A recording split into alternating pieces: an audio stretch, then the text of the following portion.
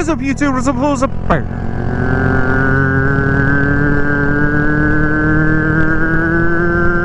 everybody else? My name is Rookzer. Welcome to another video.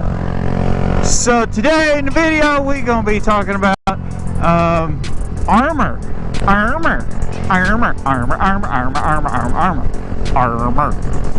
So what about armor are we going to be talking about today? Positioning and types. So first off, the easiest one, what different types of armor are there? Okay, there are the different parts of the armor, which are elbow, shoulder, back, knees, and hips. And there is a tailbone one. The tailbone was not as common. The hips are a little bit more common. And the most common is shoulders, back, elbows, and knees. Head, shoulders, knees, and toes.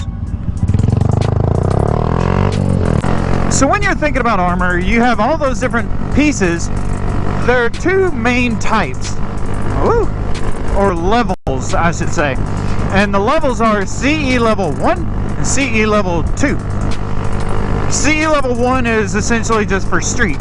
It's what typically comes in all your jackets, your pants, your armored hoodies, and stuff like that. The foam in the back of most jackets is not even like CE level rated. I believe it is not CE level rated anything. It's like 0. It's good for like sliding. That's about it for a little bit. The CE level 1 is going to be for your typical street riding. It's going to be for not so high speed impacts and just general all-purpose, you know, it's going to be adequate for what you need. The CE level 2 is for track rated. For if you're hitting the ground at 140 miles an hour, it's going to help. It's not going to eliminate anything, but it'll help. Trust me, I've been down a few times. I know how well armor helps. One thing I've noticed is, and I can't say where I noticed this, but a lot of people complain that the elbow armor only covers their shin, or their forearms, and their knee armor only covers their shins. Probably didn't get that in camera, but oh well. But a lot of people complain about the armor not being in the right position. And what I wonder is, are they complaining about the position of the armor when they're standing as opposed to when they're sitting or when they're on their motorcycle? That is a very shiny gold car. That being said, what I notice is a lot of people say their armor is too low and it's not going to protect them. But have they sat on their motorcycle? When you buy a new jacket or, ooh, roadkill, or a new pair of pants, and you have that feeling, because like, I'm 6'2". I'm a little bit short. And whenever I get pants, my armor is at my shins when I'm standing. But as soon as I sit down or I get on my bikes, the armor moves up to my knees. It moves up to exactly where it's supposed to be, which on a motorcycle, oh, sorry, I keep burping. When you sit down, it moves to exactly where it's supposed to be, which on a motorcycle is going to be on the outside of your knee. So like right here, well, kind of forward, but you know, it's supposed to be right here. And the reason for that is, if it's fully on the side, then up here is going to get a little bit of abrasion damage. And if it's all the way up here, then over here is going to get some abrasion. Over here is going to get some abrasion damage. I need to watch where I'm going. They want $20,000 for that. I'll give them 20 bucks. Every time I come by here, I'm like, what car do I want next that I cannot afford? All right, so we got to jump up here. And the same with elbows. Your elbow is supposed to cover most of your elbow and then your forearm as well. All right, here we go. Holy shit.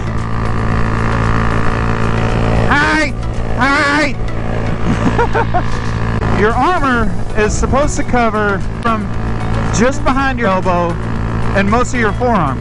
And that's because whenever you hit the ground in a crash, I hope I pass this guy enough time. So when you hit the ground, typically in most slides, you're going to either hit your shoulders or your elbows, depending on how you go down. And then, you know, you're going to hit your knees, you're going to hit your feet and stuff like that. And the armor is meant to protect you in those areas because those are typically what you're going to try to use to protect yourself. Let's see if he waves. Oh, he waved! Oh, he waved! Where its position is designed to protect you in the event that you go down in the most common of fashions. Not everybody goes down the same way every time. Like my first crash, I hit my shoulder first and it rolled and tumbled.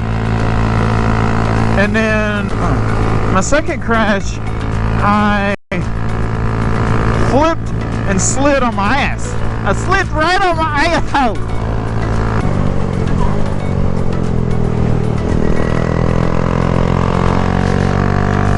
See, I don't trust people. My third crash, I believe my third one was on the track with Throttle Lock TV and Shorty Moto, and Shorty Moto ran over me. So it started out as a low slide where I was sliding across the track and ended with me tumbling because Shorty Moto decided to use me as a ramp and went full send. I don't know, I just woke up from a little nap. It's a little dark, but you guys silly? I'm still gonna send it.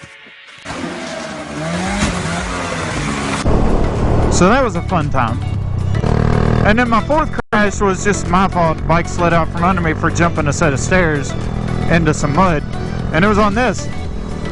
So you don't always go down the same way. And its armor is placed in a position that's going to protect you most of the time. In most cases. Huh, somebody's getting out of the bike life. Sad times. So here's my advice. If you go into a store to try on tracksuits, pants, jackets, gloves, any of that stuff, while you're trying it on in the store, try to mimic your riding position. But some stores, like I know Cycle Gear for example, will have a seat that typically you sit on to try boots and stuff on. Sit on that, straddle it like your bike, and see how well the pants, jacket, or boots or whatever fit. And as far as the gloves, here's a nifty little trick. All the stuff that the garments are hanging on, like your jackets and pants and stuff, you know, the stuff that's on hangers, grab the poles that those are hung on to with the gloves on, because those are roughly the same size as most grips. Aha! Tidbit of information. I'm learning y'all stuff today! Woo! So yeah, that pretty much does it for that little tidbit. So here's a little bit of riding footage, I guess, and if I decide to talk about something else, then hey, you get that too. Woohoo! Good for you. You're doing stuff.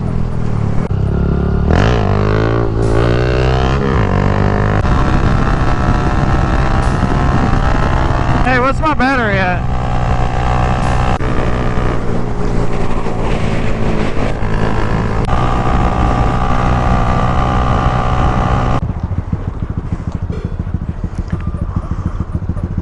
Did you just drop my hedgehog?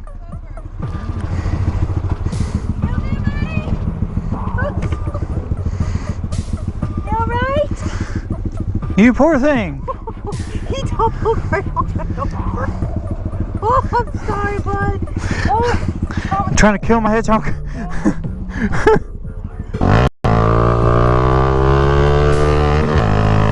Oh, so here's a little tidbit of information. I ordered the parts that I need for the Daytona, which is a detent wheel.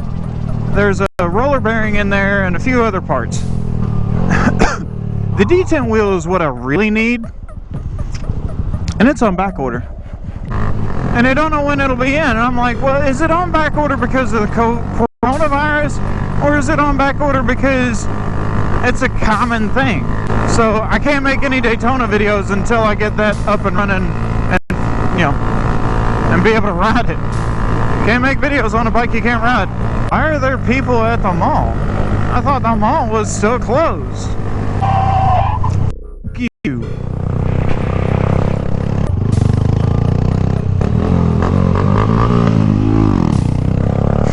Got him. F you. The f is your problem? F you, watch where you're damn going. Oh, now you want to f***ing stop. Oh, there's a stop sign. Now you want to f***ing stop. Welcome to YouTube, bitch. Hi, motorcycles. Hi. Hi. You don't life. You ain't about that bike life. Turn signal still on. Hey, Will. Oh, look, it's a pavement princess. Somebody who jacks their truck up and never gets it dirty. Sorry about the road rage there. I was actually in the wrong after the fact. They did run a stop sign. They did pull out in front of me and nearly hit me. But I was in the wrong by following them. And I do admit that. So I apologize for setting a bad example. But that's an example of what not to do. So let's look at it in a positive. That's going to do it for this video. I appreciate everybody watching. Appreciate all the love and support. Don't forget, like, comment, subscribe, share these videos out with all your family and friends. And as usual, I'll see you guys in the next video. Gotta do wheelies for the kids. Peace!